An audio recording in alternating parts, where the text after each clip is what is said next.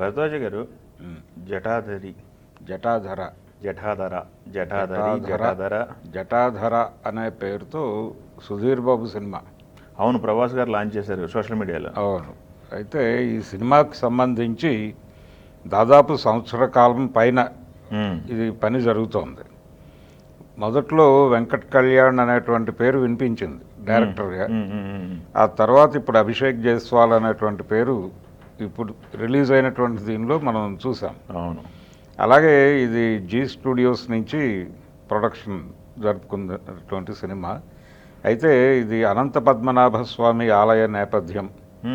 అంటే మనకి అందులో నిధులు, 8వ గది, ఈ వ్యవహారం అంతా మనం చూసాం ఇంతకుముందు. అవును. ఆ నేపథ్యాన్ని తీసుకుని ఒక ఆలయ నేపథ్యంలో జరిగేటువంటి ఒక కథగా నడుపుతున్నారు. స్టోరీ అదేనంటారా టీజర్లో? దాదాపుగా అంటే దీనిలో చాలా మిక్స్ అయి ఉన్నాయి. గ్రీడ్ ఉంది, అంటే పగ భక్తి వీటన్నిటి మధ్య జరిగేటువంటి ఒక వైరం అనేది వేశారు. అలాగే త్యాగము భక్తి ఇవన్నీ ఒక ఏరియాకి చెందినవి అయితే పగ ప్రతీకారం అనేది ఒక ఏరియాకి చెందినవి. ఈ రెండిటి మధ్య ఘర్షణ, ఈ రెండిటి మధ్య ఘర్షణ మధ్యలో మీకు క్షుద్రశక్తుల ప్రవేశము, వాటి నుంచి ఆ మృత్యుంజయ మంత్రం తీసుకున్నారు వాళ్ళు. అదే ఇవన్నీ రకరకాల ఎలిమెంట్స్ని మిక్స్ చేశారు. మిక్స్ చేసి ఒక ఆలయ నేపథ్యంలో జరుగుతుంది ఇదంతా కూడా. ఎప్పుడైతే ఈ ఆలయ నేపథ్యము అన్నారో అక్కడ ఒక నిధి వ్యవహారం కూడా లింక్ అయి ఉంటుంది. బట్ టీజర్లో ఒక బంగ్లా చూపించారు కదా వీళ్ళు, బంగ్లా ప్లస్ ఒక యువరాణి టైపు, అంటే ఒక రాజవంశము ఈ వ్యవహారం కూడా నడవచ్చు. మనకి సోనాక్షి సిన్హా హీరోయిన్గా కనిపిస్తోంది. శత్రుఘ్న సిన్హా గారి అమ్మాయి. దబాంగ్ సినిమాతో అందరికీ తెలిసినటువంటి పేరు. తెలుగులో కూడా గతంలో చేసింది ఆవిడ. కాబట్టి సోనాక్షి సిన్హా ఈ సినిమాలో కీలకమైనటువంటి క్యారెక్టరు. ఇది దైవశక్తికి అలాగే ప్రతిఘాత శక్తులకి మధ్య జరిగేటువంటి ఒక ఘర్షణగా సినిమా ఉండబోతోంది. విజువల్ వండర్గా సినిమా, అంటే వాళ్ళ ఉద్దేశం కూడా అదే. థియేట్రికల్ ఎక్స్పీరియన్స్ ఇవ్వటం కోసం ఒక మిస్టీరియస్ ఏరియాలో సినిమా తీయాలి అని అనుకుని ఒక మార్మికమైనటువంటి వాతావరణంలోకి వెళ్ళిపోవాలనే ఉద్దేశంతో ఈ నేపథ్యాన్ని ఎంచుకున్నారు. ఈ నేపథ్యంలో ఇది మోడర్న్ సొసైటీతో జరిగేటువంటి కథగా కూడా మనకు అనిపిస్తుంది. మధ్యలో అంటే దీనిలో రివీల్ చేయలేదు కానీ ఇంతకుముందు వచ్చినటువంటి పోస్టర్స్లో మోటార్ బైక్ మీద వెళ్తున్నటువంటి సుధీర్ బాబు కూడా కనిపించాడు మనకు. అవును. దీని టీజర్లో కూడా నార్మల్ లుక్ ఒకటి ఉంది, జీన్స్ షర్ట్ వేసుకునే లుక్.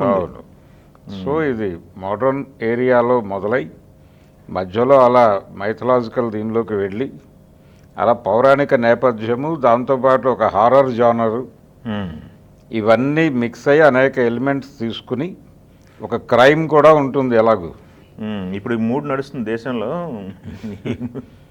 అంటే మూడ్ నడవటం అనేది వేరు. మూడ్ నడవటము అనే దానికంటే కూడా ప్రధానంగా థియేట్రికల్ ఎక్స్పీరియన్స్ ఇవ్వటం, కూర్చున్నటువంటి ప్రేక్షకులకి విజువల్ వండర్గా సినిమా ఉండాలి. ప్రతి క్షణం కూడా వాళ్ళు కథతో ట్రావెల్ అవ్వాలి.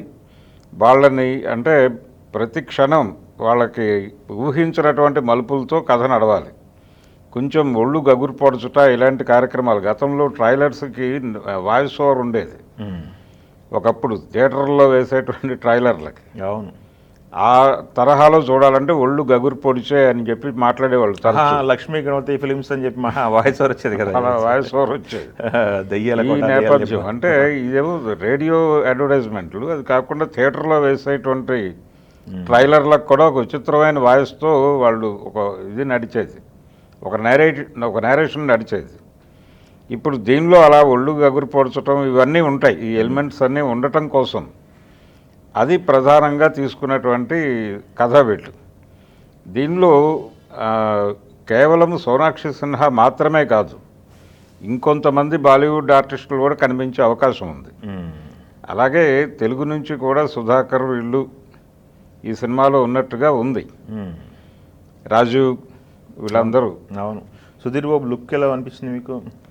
సుధీర్ బాబు ఈ కథకి తగ్గ మూడ్లోకి వెళ్ళిపోయాడు. ఆయన ఈ కథకి ఏ మూడ్లో ఉండాలో ఆ మూడ్లో ఉన్నాడు. ఇప్పటి వరకు తను చేస్తున్నటువంటి ప్రతి సినిమాకి తను లుక్ ఆ సినిమా మూడుకి తగ్గట్టుగా సెట్ చేసుకుని వెళ్ళటం అనేది మనం చూస్తూ ఉన్నాం. ప్రతి క్యారెక్టర్కి. కొన్ని విజయం సాధించి ఉండొచ్చు, కొన్ని పరాజయం పాలై ఉండొచ్చు, కానీ తన అటెంప్ట్లో అంటే ప్రతిసారి ఒక కొత్త తరహా కథతో ఆడియన్స్ ముందుకు వెళ్ళాలి అనే ఒక సిన్సియర్ ప్రయత్నం అయితే చేస్తున్నాడు సార్. ఆ ప్రయత్నం అన్ని వేళలా విజయం సాధించి ఉండకపోవచ్చు, కానీ ప్రయత్నం ఆపట్లేదు ఆయన. ఓకే. ఫార్ములా కథలతో ఎప్పుడూ సుధీర్ బాబు ఆడియన్స్ ముందుకు రాలేదు ఇప్పటిదాకా. ప్రతిసారి ఏదో ఒక కొత్త ఎక్స్పీరియన్స్ ఇవ్వాలి ఆడియన్స్కి అనే దీంతోనే వస్తున్నాడు. ఆ మోటో ఉంది అతనికి. పరిచయ కార్యక్రమం అయితే ఈరోజు చేశారు, ప్రభాస్ పరిచయం చేశాడు.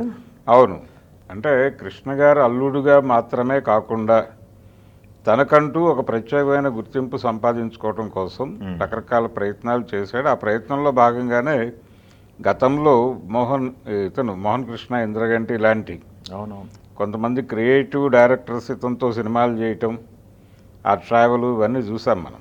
కాబట్టి అతను ప్రతిసారి క్రియేటివ్గా ఏదో ట్రై చేస్తున్నాడు. ఈ సినిమాలో కూడా ఆ ప్రయత్నం కనిపించింది. ఓకే.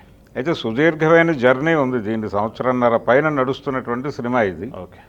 ఫైనల్గా ఎలాంటి అవుట్పుట్ ఇస్తారు ప్రేక్షకులకు అంటే ఒక మార్మిక వాతావరణంలోకి తీసుకెళ్ళి, ఇప్పటివరకు మనం రకరకాల సినిమాలు చూసున్నాం ఆ ప్రాంతంలో, అలాంటి వాతావరణంలోకి తీసుకెళ్ళి వీళ్ళు ఒక అంటే దీనిలో విజువల్ వండరే, అంతకు మించి వేరే మాట అక్కర్లేదు. ఆడియన్స్కి ఒక విజువల్ వండర్ కలిగించాలి, ఒక అనుభూతి కలిగించాలి అని అనుకున్నారు. దానికి కొంత భక్తి, ఈ పగలు, ప్రతీకారాలు, అలాగే దైవశక్తులు, అలాగే క్షుద్రశక్తులు, వీటన్నిటి విన్యాసాలు సినిమా నడుస్తుంది. గతంలో ఇలాంటి నేరేటివ్తో వచ్చినటువంటి అరుంధతి లాంటి సినిమాలు ఏ స్టార్ కాస్టు లేకుండానే భారీ విజయాలు సాధించిన సందర్భం మనం చూసాం. అనుష్క ఉన్నప్పటికీ ఇంకెవరూ లేరు ఆ సినిమాలో. అలా సెంట్రిక్గా వెళ్ళిపోయిన సినిమా చూసాం మనం. ఇది కూడా ఆ తరహా ఆధ్వర్యంలో ఉండేటువంటి సినిమానే. మరి ఇది ఈ జనరేషన్ ఆడియన్స్ని ఎలా మెప్పించి విజయం సాధిస్తుందో చూడాలి. Okay, thank you.